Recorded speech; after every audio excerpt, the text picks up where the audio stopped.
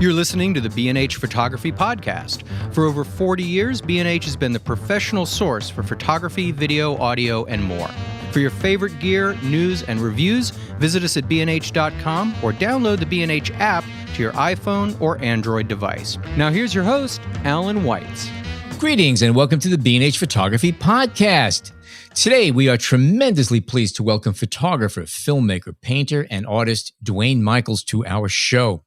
It's not an exaggeration to say that Duane has changed photography. Beginning in the late 1950s, generally self-taught, he introduced the concept and aspects of sequencing, of narrative, of personal reflection, and humor to his work, which continues to this day as a huge influence on many, just as he continues to work and experiment and try new mediums along the way. What may be less known about Duane is that he also worked as a commercial photographer, creating advertising images for Microsoft, Estee Lauder, Pampers, as well as portraits of artists and movie stars. He even produced album cover art for Carly Simon and the Police. He's also an original Canon explorer of light, which is something that not many people can say. It's a true pleasure to welcome Duane Michals to our show. Mr. Michals, thank you so much for joining us today. Thank you. In prep for the show, John asked what you'd like to talk about, and your answer was aging. So with that in mind, I want to start with a question about your childhood. You grew up in a working-class Catholic family outside Pittsburgh, and when you were old enough, you went over the wall, as you've been known to say, to come to New York to find adventure, find someone special, and to follow your dreams. So the question is, when did you know you wanted something different than what was around you in Pittsburgh? Everything, yes, no, and then I did. I mean, here's the thing. When I was 14, I read in the McKeesport Daily News that you could go to Texas and work on the wheat crop, following the crop all the way from Texas to Canada to make a lot of money. So I could talk my mother. I conned my mother and dad letting me go with Jimmy Conley. We took a bus, and it was a huge disaster and a great adventure and terrifying. And then at 17, I went to school in Colorado on a scholarship for 4 years. And I was always, I had an itch. And it was always in my mind that I should have adventures. And that's what I've always done, and I'm still doing to this day. Aha. But I wanted to say is this. When we're born with two givens. One is my DNA said I would grow up to be 5'8", eventually, be bald by the time I was 30. I would have this weight, that I would be gay, and, so those are givens. And then my social DNA said that I was born into a Catholic, working class, Eastern European family. And, most people we all have these DNAs, but most of us are defined by them. But I redefined myself. And it's an option we have. Most people don't know they have that option. When did you realize you had the option? I don't know. It's intuitive. Every time I think about that trip to Texas, it was amazing. We ended up in St. Louis in a St. Louis bus station waiting for the next train to Little Rock bus. It was about 3 a.m, and there were about 1,000 roaches in the bus station. I'd never seen a roach in my life. And they taste very good if you dip them into ketchup. Just in case you need to know that. Okay. I recently had a conversation with an artist friend of mine who I've known for decades, and he's a few years older than me, a few years younger than you, and he confided in me that he's losing his creative juices. Even though he lives in a lifestyle in which he can throw himself into his work 110%, he's got nobody dependent on him, his fire is waning, he's deeply troubled by all this. Now, not all that long ago, 3 years ago, in fact, today, you lost a partner of over 50 years. John lost his mom just 2 weeks ago. I lost my mom back in April, followed a few weeks later by the unexpected loss of my oldest, dearest friend. And no doubt many of our listeners have experienced similar trauma in their own lives over the past half year. After going through a devastating loss, how do you maintain a framework in your life in which you can continue to see, to learn, and to continue to grow as an artist and an individual, even as people and familiar points of reference fade and vanish? It's very interesting because I'm amazed myself. But what it is, when you're young, we talked earlier about being young. I set up certain habits, and those were habits. I always tell students that when you graduate from a school, if you ask fewer questions than when you arrived at the school, you didn't get an education. So it's a matter of personal appetites, personal curiosities.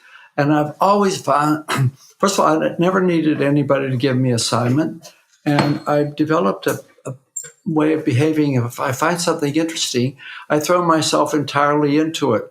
And I'm still that way. Everything I do, right now I'm doing more work than I've ever done in my whole life. And it's all based on this kind of curiosity.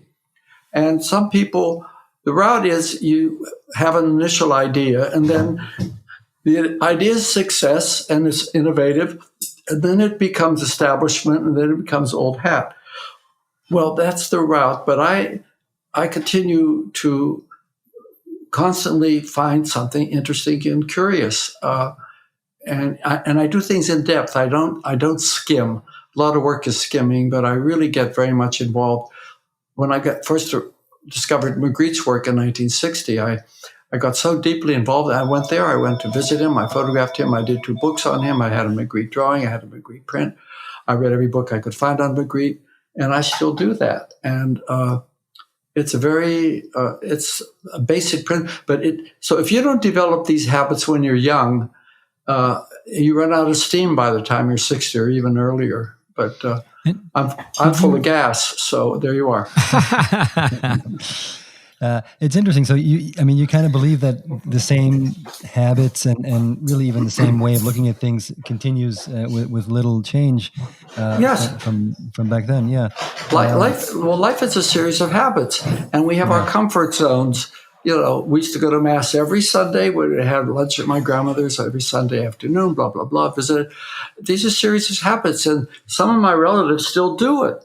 I mean, what's appropriate at 20 is not appropriate at 40. What's appropriate at 40 is not appropriate at 60 or 68. But people are still living in habits they set up when they were 20 or 40. Now they're 80. No wonder they're running out of steam and gas. It was a bad habit. There are good habits and bad habits. Yeah. I mean, do you think, was it necessary at some point back when you were 14 or 22 or at any time to kind of abandon entirely what you were taught as a child, even if it's still as close as what you're describing now? Yeah, of course. I'm an atheist now. I believed every lie the Catholic Church ever told. The whole thing, heaven, hell, you get your package, and flames and torches and shit like that. And then, you abandon it and you will go on to something else. We're always becoming. People don't realize that. So the question is, who are we becoming? And how much of the person we become it defines on our environment and what we're open to. Like the Army defined me. Going to the Army was a huge experience. I didn't choose it. I didn't want to go, but I did. And it was a learning experience. But, I've always taken my options, and I usually prefer doing what I'm uncomfortable in my comfort zone. People can only work in their comfort zone. Then they wonder why life passed them by. But sometimes realizing what our comfort zones are and trying to break that system and those cycles that we get into is not as easy as it's very said. It's people. It's all about habit, really is. And people in bad marriages, you think, what are they doing together? They're a bad habit, and as unhappy as they are, they don't have the energy to break the habit. And changing it, unlearning. That's why I'm glad I never went to photo school. Schools have to teach you something. So what do they teach you? They teach you rules. That's what they do. And then unlearning is much more difficult. Well, I never learned I wasn't Ansel Adams or Diane Arbus. I never had to unlearn anything. No, it's interesting that you mentioned that because I've been reading a book by Verlin Klinkenberg, who's an amazing writer and one of the editors in New York Times, and he talks about writing. And he wrote a whole book about the rules of writing, and most of it's about forgetting about everything you learned and throw it all in the garbage because you're poisoned at that point. And it's exactly what you're saying right now. It's a major principle that people don't know exists. Once they get into their comfort zone, and that's it. Like in photography, it's so easy because once somebody starts taking pictures of backyards in upstate New York, and then it's applauded, and then they just do more and more. And then 10 years later, they're still doing subdevelopments in Arizona, who get over it, How much is this kind of, this applause that you mentioned? Isn't it kind of necessary for artists or anybody starting out to get that applause to help them go forward? Yes, not even applause, just a pat on the shoulder. Yeah, no, you exactly. cannot recognition. have You cannot have a drawer full of poems that nobody ever reads. You're going to run out of steam. But nobody is going to, you have to shake the tree. Everybody starts out coming to New York on the Greyhound bus and not knowing where to stay. Funny story, the bus went down 34th Street where the bus station used to be, and there was the Sloan House YMCA. And I thought, where am I going to stay? So my dad always said, if you're in a strange town, always stay at the local YMCA for good Christian fellowship. Is he crazy? Whoa. Anyway, never mind. I won't go there. You never broke the news, did you? I broke wind before I broke news with them. Same thing. Well, did your parents come and see your photo shows? Were they involved in your artistic life? Yeah, well, they would come and they would turn my little, I wouldn't even call it an apartment, my one room arrangement on Charles Street, 4-flight walk up. And they would turn my little room into McKeesport. My dad would bring a number of 6-packs of Iron City Pilsner and back issues of the Pittsburgh Post-Gazette. And my mother would go in the kitchen and start making soup. And what's so unusual about all that? And then I would take them to see an exhibit where all sorts of weird stuff was going on. And I'd say, well, what did you think? And my mother would say, well, that's nice. Okay. Okay. Was there ever an ability or someone in your family that you felt that you could connect with on this level, or would have something more to say? No. It all came from outside sources, I imagine. It came from inside of my head. Inside sources. Everything's inside. Everything's in your mind. The world's in your mind. It's in your head. That leads me to a question I had, which may start off sounding a little bit weird, but do you like seeing? And I ask that as opposed to other senses, but also, are there things that should not be seen? No, I see, but I think, therefore I am. I'm all about the mind. It's about energy. It's about consciousness. I'm a storyteller. When I was in high school, I was a news editor of the school paper and, writing stories. And I've always been into, I say most photographers are newspaper reporters, and I'm a short story writer. And up to now, the only option was to be a newspaper reporter, but now I said, no, fuck it. I'm not a newspaper. Well, why should I? I'm not going to be defined by them, Here's a principle. You're either defined by the medium or you redefine the medium yourself. Most people are defined by the medium. I love that quote. Yeah. Is there something about the photo process, though, that you like? I mean, is there nothing? I mean, if you I like taking. What do you mean by? I like taking pictures. I really enjoy it, and I'm not interested in cameras. I always learn the minimum.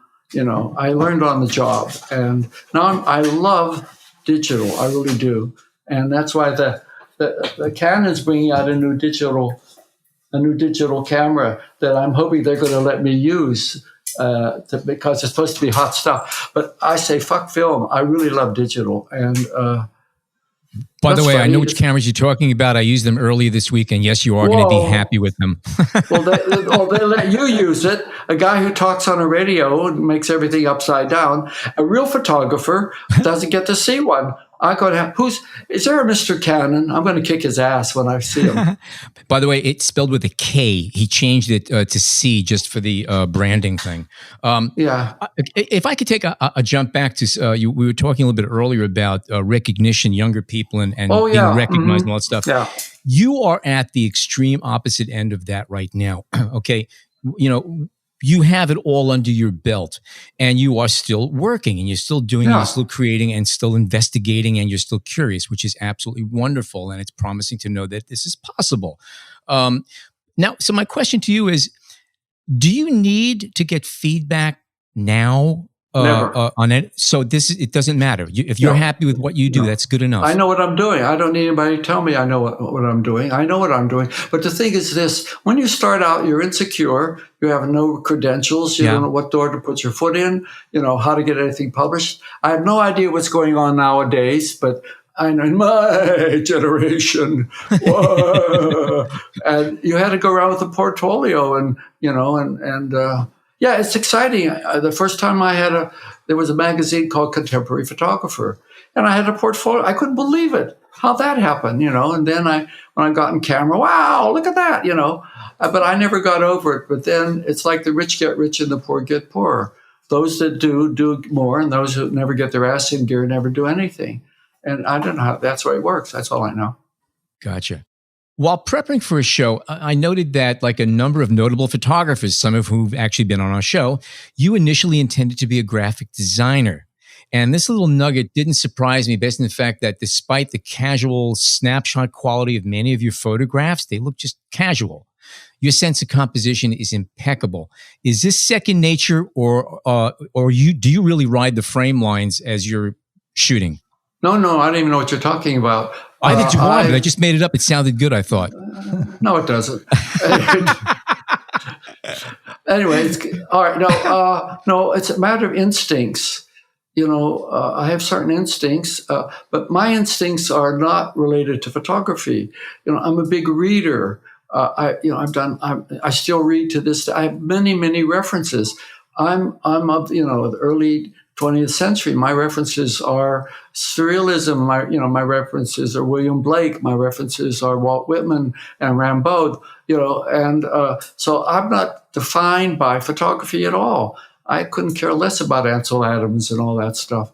The bottom line is that you have to stay open to new possibilities. For me, I love the doing. I love the making.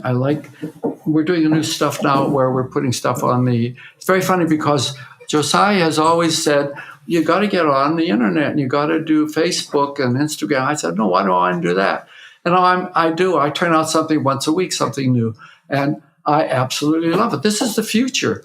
And then I was just working with this young guy, and I did a book with him, and he came by to see me, and he was taking pictures of in the village where he lived, the facades of buildings, ho-hum. And I introduced him to Bonnard and Vuillard, the painters, and he already knew about Saul Leiter, and we've just done a book. He's photographed New York in a way you've never seen it before. Just when you thought nobody else could redefine New York, we photographed it. He did. They're brilliant. And can you tell us who it is? Yeah, his name is R.A. Moore. I call him Robespierre. And the book is called Hurry, Hurry, New York Now. I say hurry, hurry because New York's always changing. Yeah. In another minute, it's gone. But this is the future energy. This is it. Photography, history, and photographers have to stop kissing old photographers' asses. They've got to get over Ansel Adams. They've got to get over Bresson. They've got to get over. They are not any of those people. Who the fuck are them? They are the trip. And I'm an empiricist. The only true knowledge is direct experience. Nobody's baked an apple pie. You baked an apple pie.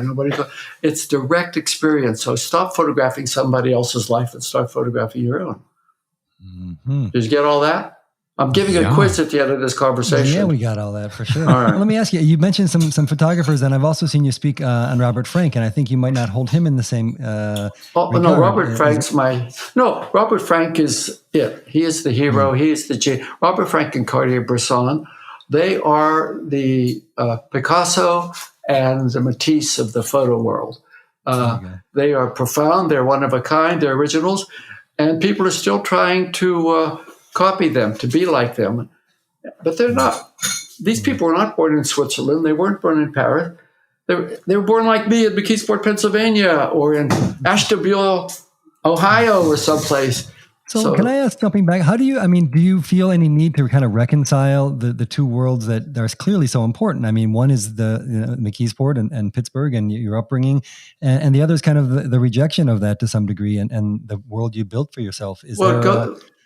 Do they go happily hand in hand or not? No, I always say Pittsburgh's my spiritual home, but my real home is in New York. But everything I am, everything I came from my background. And, a lot of people are born with wonderful hands. They're born in wealthy families. They have all the, colleges paid for, all these different things. And other people get terrible hands. And it doesn't matter. It's how you play your hand. I got a bad hand, but I, ended up having a loaded deck. No, really. So it doesn't, and there's no audience. Nobody gives a fuck about what you do. You have to give enough fuck to make it happen. And if you don't care, why should anybody else care? If you don't care enough, I said to R.A. Moore, I said, you got to get out there and do this. And if you don't care, then why should I care? Go do it. Yeah. Well, maybe I can jump back a little bit here. 1958, you went on a holiday to the USSR and started taking pictures. Yeah. Well, I did. Why? It was a height of the Cold War. That's I guess where I'm getting at with that. Yeah. What was the circumstance that brought you there? Or was it just one of those decisions you wanted to make?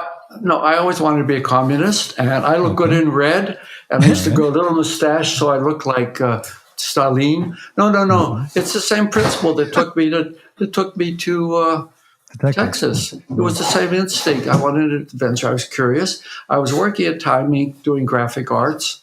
I went to Parsons for a year and I dropped out. It was a lot of bullshit. And I got a job making $50 a week at a little a dance magazine, although I couldn't care less about dance. I wanted to be in magazines and business and writing somehow. And I got a job then. $50 a week was my job at dance, and my rent was $50 a month. Great. And then I got a job at Time Inc. at promotion, doing promotion for Sports Illustrated and all those magazines, Fortune. And that was twice my salary, $100 a week. That was $20 a day. Do the math. And then while I was there, I found out you could go to Russia. We weren't even talking to the Russians. I thought, what a great idea. I'm going to go. But it cost $1,000. I didn't have $1,000, so I borrowed $500 from my mother and dad, and I ate sandwiches for 6 months and saved up $500. I borrowed a camera, an Argus C3, and I wouldn't take a light meter because I was intimidated by a light meter. It meant that I was a photographer, and I didn't want that. I'll give you my entire photo education. Save $200,000. You put the thing on 16, and then you put the other thing on 500 when you're outside in the sun. When it's shadow or in the shadows, you put the thing, leave it on 16, but put it on 60. You go high, you go by the window, you put the thing on wide open at 30 or whatever it was, and then you put the thing on 60, or if it's really dark, 30. And all my exposures were perfect. That was it. So And where did you get that information from? You're talking about the Sunny 16 rule, essentially. Is that what it is? So it's called the Sunny 16 rule. Yeah, so who'd you learn that one from? A friend of mine, the same guy I borrowed the camera from. Okay. He told me. He said, he gave me the camera. I borrowed it, and then he said, "This is what you do." And he said, "Buy Tri-X," and that was it. Yeah. And Sunny 16 and Tri-X. Mm-hmm. It's called Sunny 16. I never heard of that. It's called the Sunny 16 rule. Yes. You don't want to hear a coincidence? When I was a little boy, my nickname was Sunny. Aha. It's in the cards. Obviously, I couldn't help it. No, but I found out what I should be doing. Some people some people are selling shoes, but they should be writing poetry. And some people writing poetry, they should be selling shoes. You got to find your thing. I found my thing. Was there anybody at that point in your life who you had feedback and you said, you know what, this is interesting. This is good. Keep going. Yes, I did. Yeah. Funniest thing happened when I got back from Russia. I sent all my... On Bleecker Street, there was this little Italian guy had a photo shop. And I gave him all my rules of film to process. God knows what I was doing. And then I bought a $15 enlarger. But I discovered in my kitchen that the floor was crooked. And I had to put books under one end. And I had these terrible prints I made. And they were like the Dead Sea Scrolls. They were all rolled up. And one night I had a party. I never had a party, but you couldn't fit more than 4 people in my apartment. And somebody said, could I bring a friend? And a friend was a photographer named Danny Enton. And I guess he was bored. He was unrolling my pictures and said, these are good. He said, I have a studio. I never use it on weekends. I'll give you a key. So it had a big skylight, and I used to go over every weekend. But I was still using my Sunny rule. Sunny 16. And then one day, somebody, got me a celebrity to photograph. His name was Robert Morse. I don't remember. He was on Broadway. The day he came to the studio, I was a huge thunderstorm. And it was so black you could see. So I pushed the thing on 15, and I fucked up all the exposures. And my friend Danny said, "That's it. You can't be a little bit pregnant. Either you're going to do this or not." So he taught. So he was my guru, information guru. All right. Well, everyone needs one, right? Maybe I can ask about Death Comes to an Old Lady. From what I read, that was your own grandmother? Yeah. Mm-hmm. Okay. And when she got up, she had a stroke. She moved too fast. She fell over. She was dead. I missed the decisive moment. No, I made that up. I made a good story. And was that a choice specific for your grandmother, or you just needed a model and family members and friends were close? I just needed a model. I needed an old lady. Luckily for me, unluckily for her, she had Alzheimer's. So she could only get up very slowly, which was great because my idea was she died, she broke into her particles. It's like you could literally see her energy splintering into the air. It's about energy. And so when I did that one with my grandmother, energy flowing up back into the universe. I wanted to riff on that idea of energy real quickly. When you're doing portraits, let's say, does kind of finding this animating energy in your subject or something between the two of you have anything to do with taking a good portrait? No. Okay. No. If people, I was very lucky. I got a wonderful assignment from Vogue. They would call up and say, "Listen, let me think. I don't know who. Name a celebrity. All right. Kim Novak's in town." So, yeah, girls. Kim Novak's in town, and she's staying at the Plaza. She's free from 3 to 4. Can you make it? And I'll say, yeah.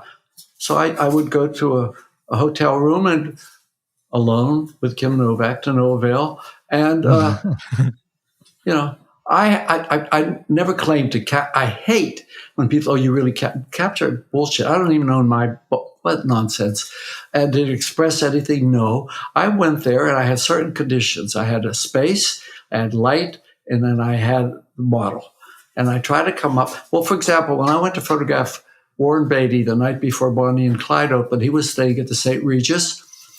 When I was in a room with him, the window was open. We ordered drinks. When the waiter bought, room service brought the drinks, he opened the door and there was a draft and the curtain began to blow. So I said, sit under the curtain, leave the door open. So I'm very good at picking up what I find there.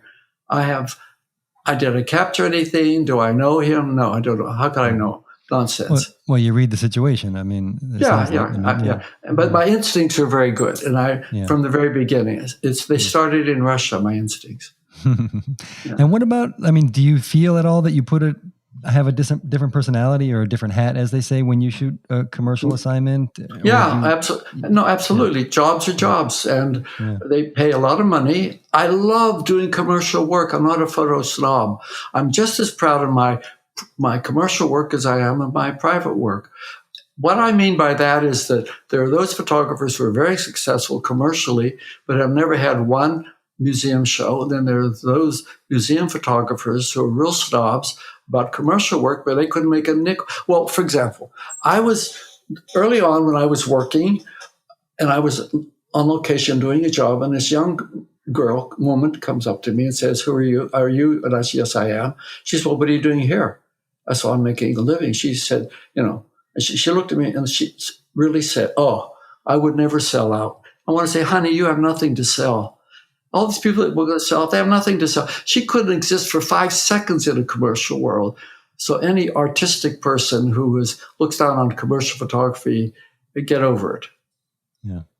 I love my commercial work. Thank you, by the way. Thank you for saying that. I felt that for a long time. No, it's absolutely true. I'm just saying I'm proud of my work. Yeah. Something I wanted to touch on, if I may. You mentioned that you're loving digital. You're relatively new to digital. You did not jump over when everybody else did. If I'm not mistaken, you were shooting film till recently. Yes or no? Well, not recently. Well, when did I start? When did we buy our digital? 5 years ago. When? 5 years ago, and that's because. It's all because of Joe. I blame everything on Josiah. But he's the one who brought me into the new age. But it's so amazingly wonderful to work with a digital camera. Specifically, what you mentioned that it gets you. But what are the things that get you compared to the way you shot for decades with film? What gets you juiced about digital? What is it? Oh, it's so much easier. My God, we take pictures in terrible light. I often worked in terrible light. You have to set up do a time exposure, blah, blah, blah. You never saw what you were getting. You hope, blah, blah, blah. You didn't see it till later. And fuck that. I mean, I love instantly seeing something. I really do. And I use a Canon, what's it called? 5D. 5D. Yeah. Okay. Uh-huh. You know what that is? Yeah, sure. I don't know what it is, but it's a 5D. Do I hear 60? We have 60. Do I hear 70? Actually, I'm in my 80s myself, actually. But anyway, no, it's just, I can make a correction on the spot. We could correct the color. Oh, for Christ's sake, what are we talking about? Yeah. No, I'm on board. I hear you. I still love film, but yeah, the advantages of digital to me and what's possible and what you could now do is huge. Okay. I didn't love film. I like film. It worked. That's the only game in town. That was it. No choice. Yeah, and I'm amazed with what I got away with, considering how little I knew about it. What about this whole idea that people often hear? People express, "Oh, the first time I went into the darkroom, it was like magic, and the image came up." Do you have any relationship with print? I printed for years, and then I finally realized I could find somebody who could print at least as good as I could. I didn't have to go in that fucking dark room and spend all those hours. I'd be up all night, and then I'd show Fred. I'd put 6 prints on the wall, and I see the difference. He said, No. I said, well, you don't say that. No. We see that corner, yeah. Well, you see how that's burnt? No. Oh, okay. No, who needs it? There are a lot of people in ye oldie photography, which is not, the olden days, who did it. I remember this one thing. I saw this ridiculous program about Ansel Adams on, I forget, NBC. I don't know where it was. And everything. Then they took you into his dark room and they showed you his trays and they showed you all this as if that was the magic was in the dark room. And then they showed you his car and how he made a stand on the roof of his car, and how he would go out at 4 a.m. to this Yosemite and sit there. So that when the sun peaked up at 6, he was set to go. Asshole, go there at 5 a.m. Go there at 5:30. What are you doing there? You know what time the sun comes up? This whole mystique about the act of taking the picture. And what are we talking about? Anyway. Well, do you get pleasure out of it? I mean, do you enjoy when you're creating the photos, when you're telling the model to stand there? And of course. Yeah, I love it. I do that. Yeah. I said, no. And it's a subtle difference. Turn your head slightly to the right. Aha, that's it. And so you walk in and you have a premise. As I said, you have these issues, light, location, love face, and then you begin to fine tune it. And it's for me, the great pleasure in photography is in the doing, the act of making it. Anything else is nice. And then I like the results. Like now we're working on a computer with all this new stuff. It's exciting. And I can get instant gratification. And it's better than working, right? I haven't worked in 50, 60 years. I'm serious. The minute I picked up the camera, I never lived off my private work. I think it's ridiculous to expect, and don't use the word art around me. I can't stand the word. With your students, I do my art on weekend. Boo, please. Art's smart, get over it. What do you mean you do your art? I hate the word art. It has the barnacles of history, Michelangelo. So how do you refer to your personal work if art is not good? How do you refer to your non-commercial work? My personal work. Okay. It's my stuff. It's what I do. Okay. That works. Is humor essential to the work? I mean... Yeah, I'm a funny person. I mean, haha. Yeah, I always like something to be funny. And I don't care if anybody gets it. I tell terrible jokes sometimes, and I laugh and nobody laughs. In fact, they cry. But I don't care. It's all an expression. To me, the key word is expression, not photography, not humor, not literature. How well do you express yourself? And if you buy into that, then the second question is, well, what do you have to express? What pisses you off? No, what did Ansel Adams have to express? Don't show me what I already know. Don't show me trucks and what I can see. Show me what I can see. how do you photograph grief? And don't show a woman crying, you know. That's why photography failed for me, because I had to write and I had to tell stories with sequences. I said earlier, either defined by the medium or you're redefined by the medium. I redefined the medium. I think that's a great place to end. Yeah. Yeah. Do I get paid by the word?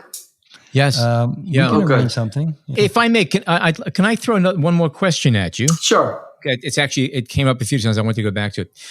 You are an artist on many, many levels, and you also do write. I write, I take pictures, and I get equal pleasure from both. I find there's a lot of parallels. I do too. What is the relationship between writing and photography to you? What comes first, or are they equal partners? No, they vary. It's like a long-time romance. You start out with infatuation, then you break up, and then you come back together. That's the vibe.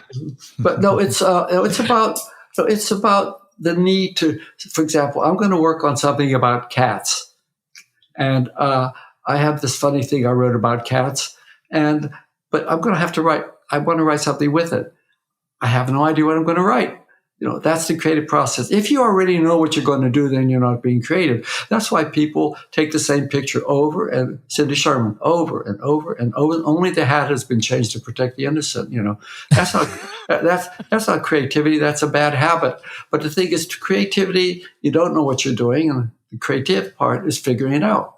You're obviously not an unknown, but regardless, if people would like to see what you're up to, old or new, where can they go to online? Instagram and Facebook, right, Josiah? The Duane Michals on Instagram. The what? The Duane. At Duane Michals on Instagram, right? Duane Michals on the Duane Michals. Duane. The Duane Michals. That Duane Michals, because they're imitations. Yeah, the T-H-E. Except they're substitutes. Okay. All right. So it's the Duane Michals. Okay. On Instagram. Okay. The. Is it the or the? Okay. It depends on how classy you are. The Mr. Michals would not speak to you in the drawing room. Okay. Okay. I gotta go take a leak. I'm going. Bye. Okay. Mr. Michals, thank you so much for joining us. It was an absolute pleasure having you on the show. It was a pleasure being had. Okay, before we sign off, we would like to announce the winners of the B&H Photography Podcast Leica Photo Challenge. We received literally hundreds of submissions from all over the world, and there were so many interesting photographs and depictions of life during the shutdown that it was really hard to choose, but our judges, including yours truly, agreed on 2 photographs that matched all of the criteria and reflected the challenges and joys of the current pandemic-related shutdown. Our second prize goes to AJ Raina from Chennai, Tamil Nadu, India, for his photograph of 3 men at work in their laptops in a small storage space. It was an interesting picture. Congrats, AJ.